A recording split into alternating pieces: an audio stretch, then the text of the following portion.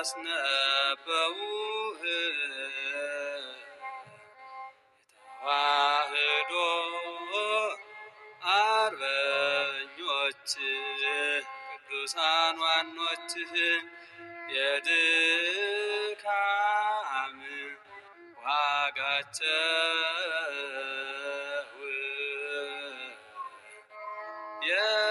የእምነታቸው ፍሬ ያማረ ነውና ምሰላቸው ዛሬ። በስመ አብ ወወልድ ወመንፈስ ቅዱስ አሐዱ አምላክ አማስሩ ወሰሙኑ ለየካቲት በዛቲ ዕለት ዕረፈ አብ ቅዱስ ተአማኒ አባ መላልዮስ ሊቀ ጳጳሳት ዘአንጾኪያ። አንድ አምላክ በሆነ በአብ በወልድ በመንፈስ ቅዱስም የካቲት 18 በዚች ቀን ታማኝ የከበረ አባት የአንጾኪያ ሊቀ ጳጳሳት አባ መላልዮስ አረፈ።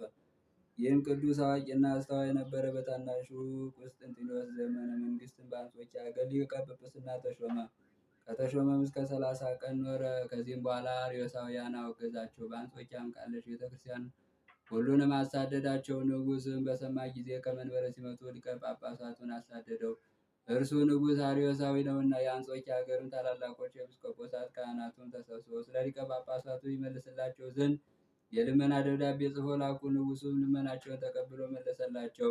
ይህም አባት በተመለሰ ጊዜ አርዮሳውያንን ወደ ማውገዙ ተመለሰ። በቃላቸው የሚያምኑትንም ስህተታቸውንም ስድባቸውንም ግልጽ እያደረገ ወልድ ከአብ ባህሪ እንደተወለደ በመለኮትም ትክክል እንደሆነ ለሁሉ የሚሰብክ የሚያስተምር ሆነ። ዳግመኛም አርዮሳውያን ተነሱ፣ የንጉሥን ልብ ወደ እሳቸው እስከመለሱት ድረስ ይህን አባት እየወነጀሉ ወደ ንጉሥ ጻፉ። ዳግመኛም ልኮ ከፊታቸው ወደሚርቅ አገር አሳደደው።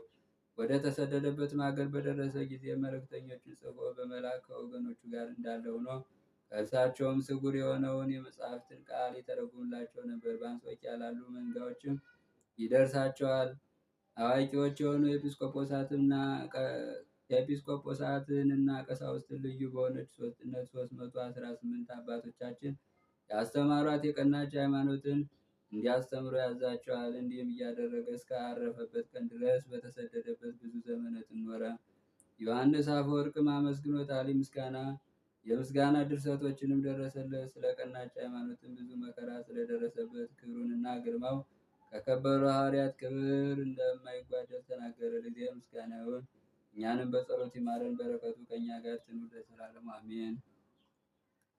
ወበዛቲ ዕለት ሰላም ለመላልዮስ ዘእሙን ነገሩ አርዮሳውያን ሕዝብ እንዳውፅኡ ወለማይደሩ አፈወርቅ ዮሐንስ በከመ ወደሶ በዕለተ ተስካሩ እንበይነ ስደቱ ወእንበይነ ብዙ አሳሩ ሐዋርያት ይቤ ኢይሐጽጽ ክብሩ። በዚህችም ዕለት የጌታችን ወንድም ሐዋርያው ያዕቆብ መታሰቢያው ነው። በረከቱም ከእኛ ጋር ትኑር ለዘላለሙ ምስጋና ይሁን አሜን። በስመ አብ ወወልድ ወመንፈስ ቅዱስ አሐዱ አምላክ አመስሮ ተሱ ለየካቲት በዛቲ ዕለት ኮነ ፍስሐተ ሥጋው ለአባ መርትያኖስ መነኮስ ዘመስተጋድል